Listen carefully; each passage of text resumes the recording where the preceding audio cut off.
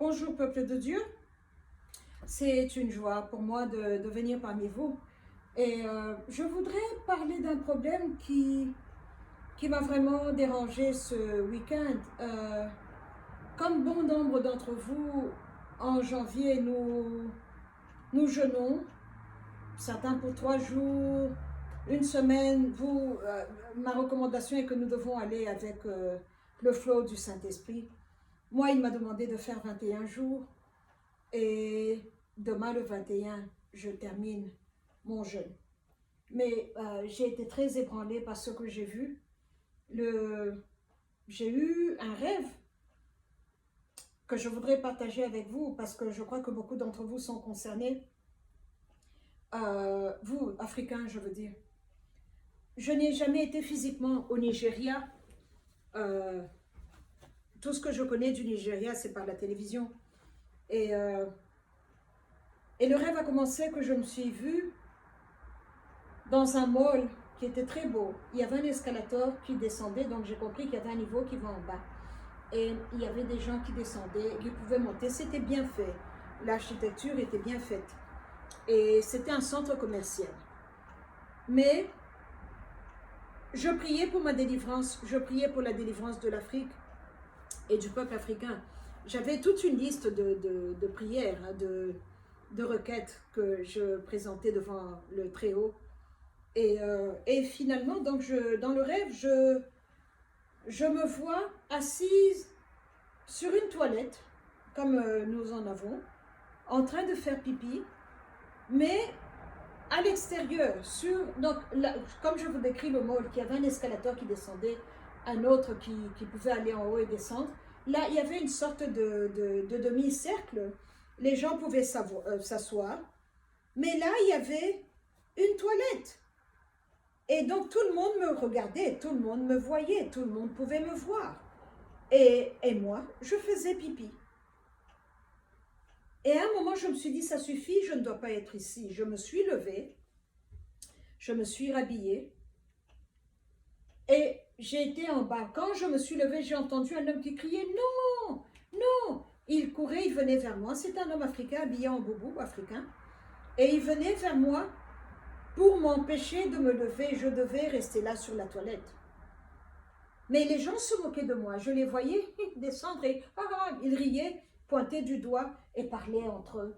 Mais ils parlaient de moi, je pouvais le voir.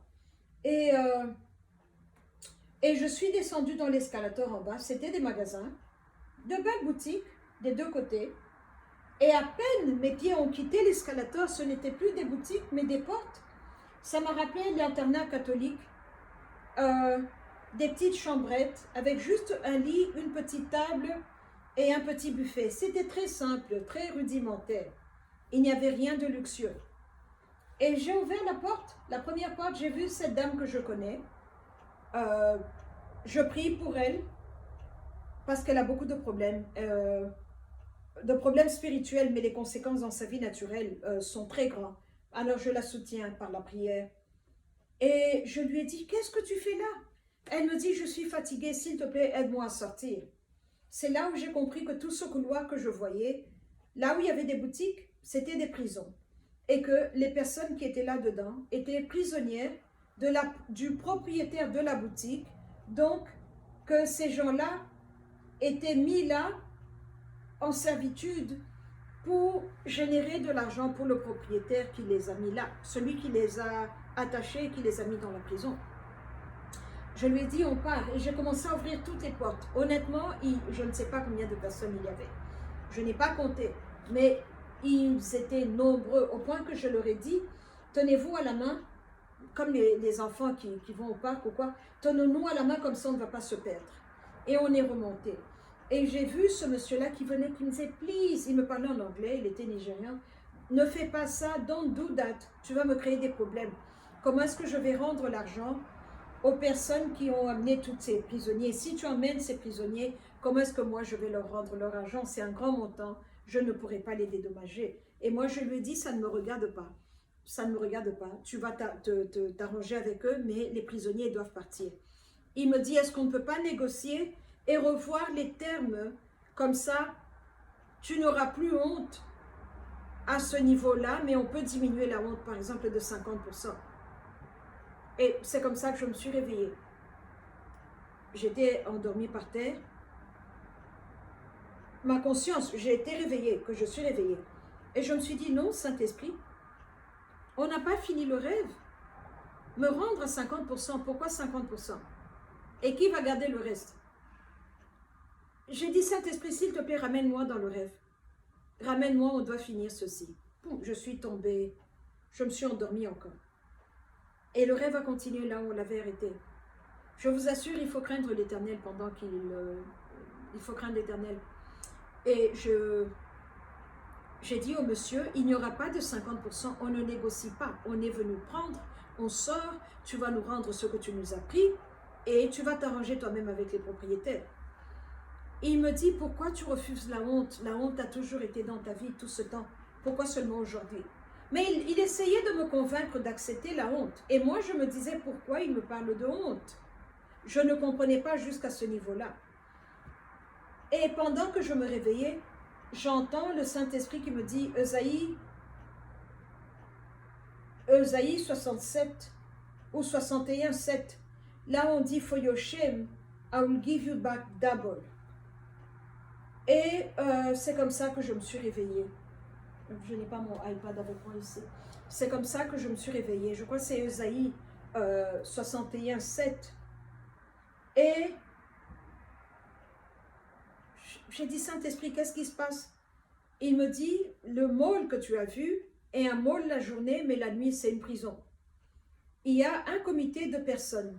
Quand vous, les chrétiens, vous priez, vous dites que ton règne vienne, que ta volonté soit faite. Sur la terre comme dans les cieux. Donc la volonté de Dieu est déjà établie dans les cieux, mais on prie, on demande que sa volonté vienne sur terre. Il y a des gens qui se sont tellement donnés à l'adversaire que eux prient et disent que ta volonté se fasse sur la terre comme elle est en bas. Donc eux, leur job, c'est de prendre la volonté de l'adversaire en bas et de la faire monter ici au-dessus. Alors que nous, notre job, c'est de faire venir sa volonté d'en haut, la faire descendre ici sur notre dimension des humains. Alors il me dit donc, il y a des sorciers sur tout le continent africain qui attachent des gens pour que cela soit là pour générer de l'argent. Et la prison est ici au Nigeria, dans la ville de Lagos. Et c'est comme ça que tu as vu ce mot. Et moi j'ai dit, mais pourquoi est-ce que je me suis vue dehors faisant pipi? Il me dit, les gens se moquaient de toi, non? J'ai dit oui. Les gens parlaient et te pointaient, j'ai dit oui. Il me dit, c'est ça l'esprit de la honte. Le peuple africain doit être confronté, doit se battre maintenant et attaquer l'esprit de la honte. Est-ce que ce n'est pas toi qui me parles des problèmes politiques de votre pays, du Congo? J'ai dit oui. Est-ce que tu n'as pas honte du leadership congolais? J'ai dit oui. Est-ce que tu n'as pas honte de la façon dont les hommes congolais se comportent là maintenant, alors que les femmes congolaises sont en train d'être violées à l'est du Congo? Les enfants sont en train d'être décapités. Tu n'as pas honte de ça? J'ai dit oui. Il me dit, c'est ça l'esprit de la honte. Le public congolais, le public africain doit se battre maintenant contre l'esprit de la honte.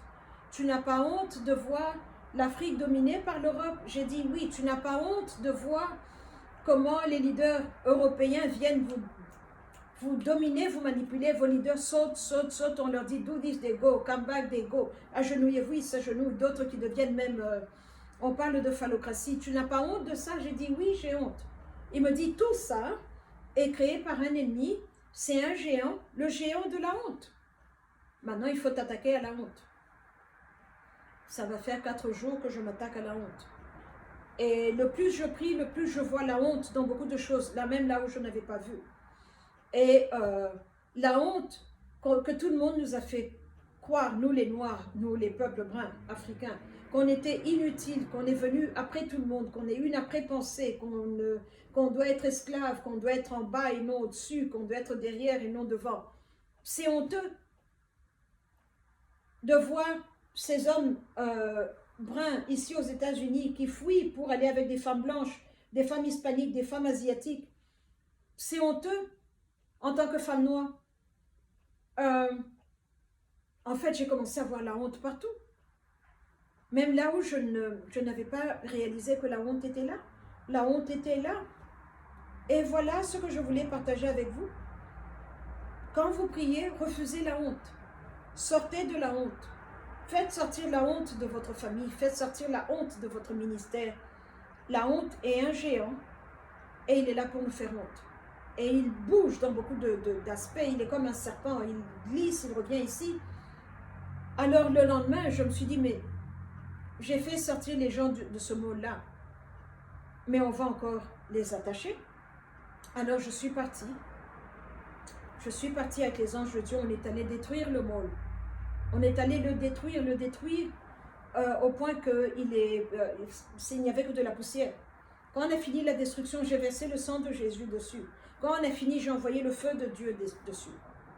Voilà le géant de la honte. Voilà, je viens tirer la couverture sous laquelle il se cache. Comment il opère dans nos vies. Comment il nous fait mal. Comment il nous nuit, nous, le peuple africain. Il faut refuser la honte. Partout, toute forme de honte, il faut refuser. Parce que la Bible nous dit que maudit est celui qui a été cloué sur la croix. Le châtiment qui nous donne la paix est tombé sur sa tête. Jésus a payé pour cela. Pourquoi est-ce que nous devons payer? C'est illégal que Satan nous charge 2 fois pour quelque chose que notre Rédempteur a déjà payé. Donc voilà, il faut refuser l'esprit de la honte. Je viens l'exposer, il est un géant. Il est très grand, mais Jésus est plus grand. Voilà ce que je voulais partager avec vous. Que Dieu vous bénisse.